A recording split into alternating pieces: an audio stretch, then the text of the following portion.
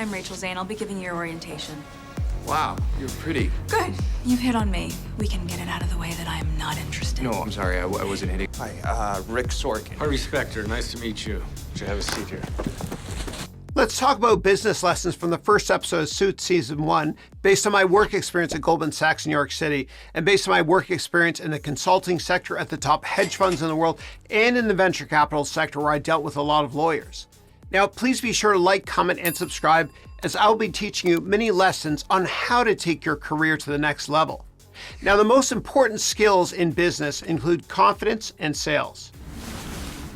You give me this, and I will work as hard as it takes to school those Harvard douches and become the best lawyer you have ever seen. Confidence leads to perceived competence. So how do you build confidence before a sales pitch or a meeting or an interview?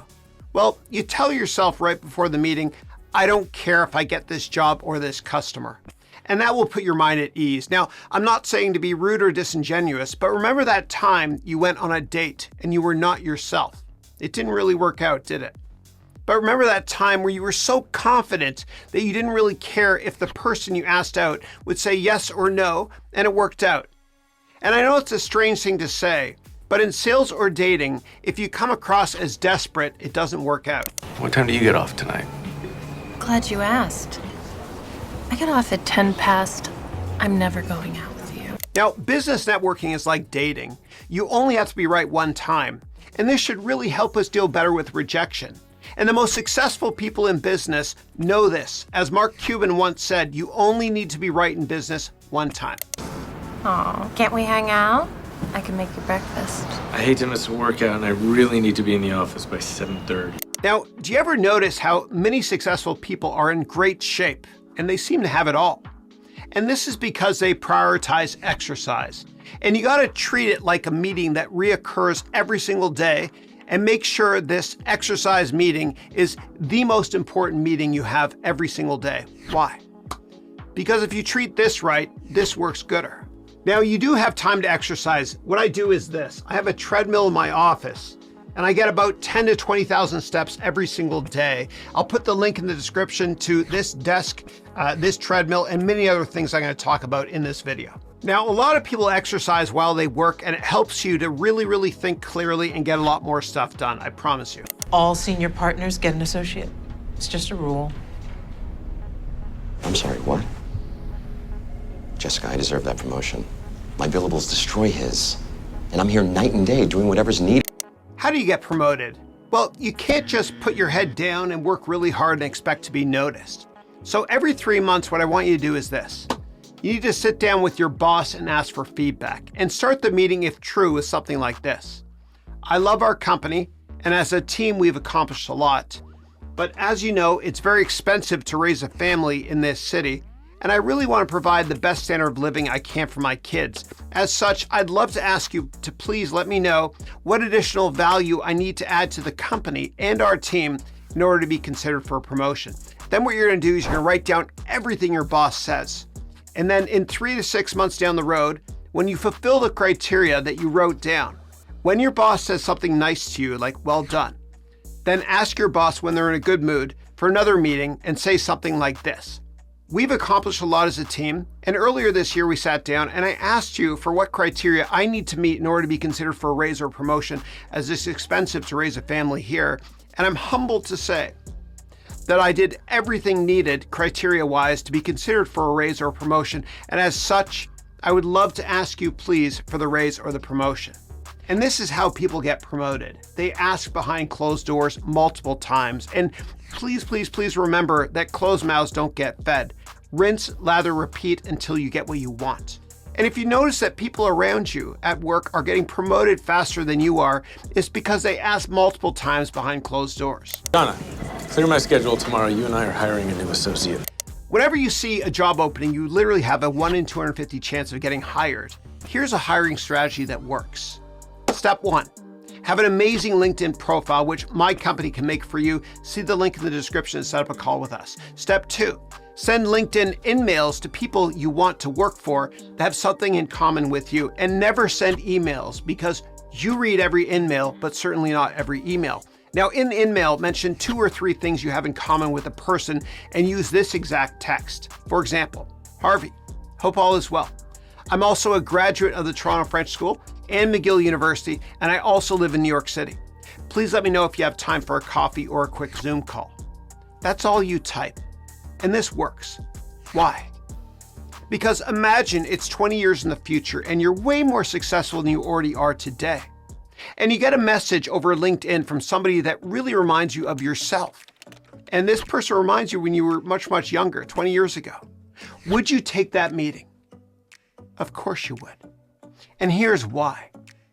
When Harvey's assistant asked what he's looking for in an associate that he wants to hire, he said this. What are you looking for? Another me. Step 3. Now that you have the meeting, what do you say in the meeting? Well, you quickly bond before talking business, meaning you talk about what you have in common, like is that restaurant still open on Main Street, or is that teacher still teaching at your school? Then you ask them what a day in the life is like in their job. Then ask them if you can intern for free or if they're hiring for a paid position. And remember that closed mouths don't get fed. It sounds gutsy, right? But I promise you it works. But it's a numbers game. And if I told you that if you did this 29 times in a row, that on the 30th informational meeting, you would get the job of your dreams, would you do it? Of course you would. I gave you a shot at the mailroom, led you up the ranks, and then paid for you to go to Harvard.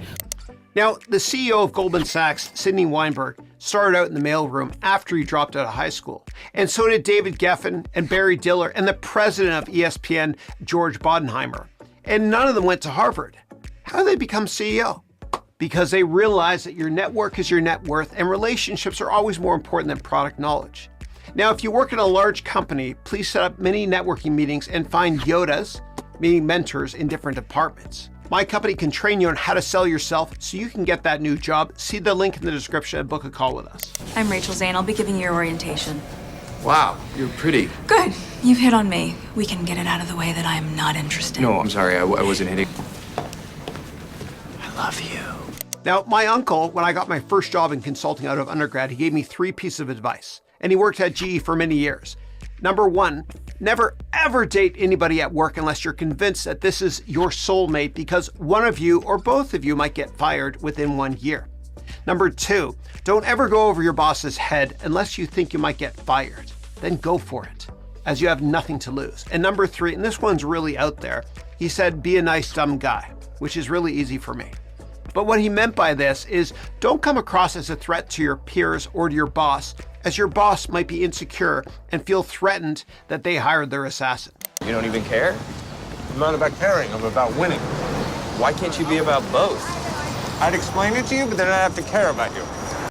Now, you need to be really unemotional about business, as the most successful people in business are unemotional. And Warren Buffett is very unemotional. In fact, he once said that the New York Stock Exchange is the only store in the world where consumers sell stuff when it goes on sale. Think about that.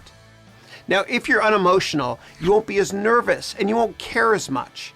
Now, let me quickly show you the most important chart you're ever going to see in your entire life. And I'm a terrible drawer, okay? All right, right here on the x-axis, you have your age, and on the y-axis, you have give a damn.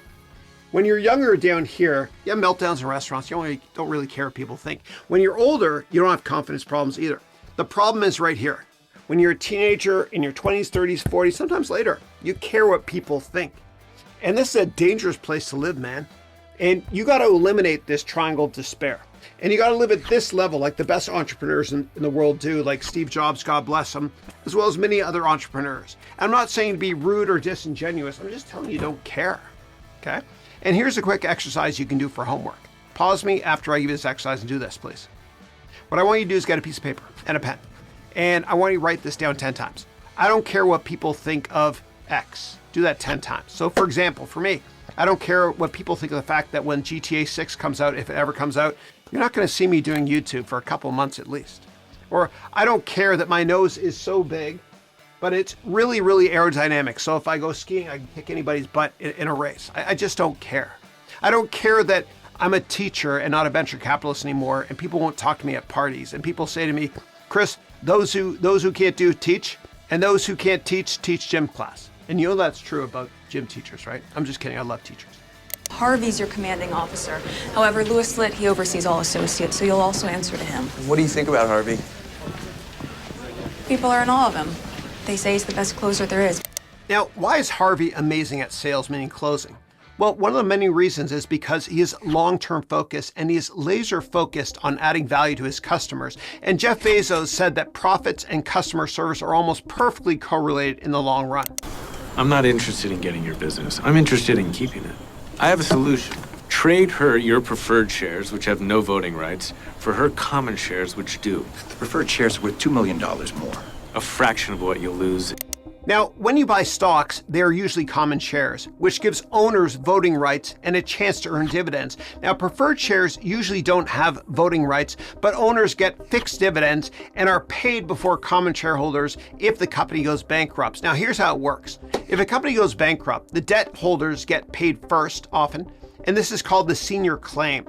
Then the preferred shareholders get their money back, hence the name preferred. And then the lowest of the low is the common shareholder, hence the term common, as they often get their money back last. And if you invest in a private company, in most cases, you want to try to get preferred shares instead of common shares. Now, rockstar salesperson Harvey hires a new associate, and first impressions are everything in sales. That's my suit guy. Go in, tell him I sent you, and spend some money. What does it matter how much money I spend on suits? These people respond to how we're dressed, so like it or not, this is what you have to do. Accurate. Optics matter, as do first impressions. Now, you got to be the person you want to become, and the way you carry yourself is the way others will treat you, and people will respect you if you take the time to dress well. And you want to dress the way a person would one level above you in your job if you're about to get promoted. And before you get promoted, you actually have to prove that you can do the job one level above you. And the way you dress is important, as strange as that sounds from a psychology perspective. Now, if you don't know what to wear, then look at the LinkedIn profile pictures of people at the company you're about to meet with. Or do what I do, which is I wear a tie, and then at the front desk on the ground floor, when I check in with security for the meeting, I ask the security person if they wear ties in the office. If not, I take this off. Now, because we sell ourselves using Zoom in interviews and when meeting with customers, a good Zoom setup will do the same for your career that a good Italian suit will do as well. And make sure you have really good lighting, one on each side, and stand 5 feet away from the wall behind you so you don't cast shadows. And if you're just getting started, use Westcott Basic Lighting, and I'll put links to all this stuff in the description. And please type any questions you have, and I'll answer them about Zoom setup and every other questions you might possibly have. Now, in terms of audio, here's what I recommend you do. For audio, if you have a budget, what I would do is I would get this microphone, okay? This is the Shure SM7B, which Joe Rogan uses. And you also need to have 2 other boxes and a couple of cables to hook up to your computer. Again, I'll put all this stuff, all the links to all this stuff in the description of this video.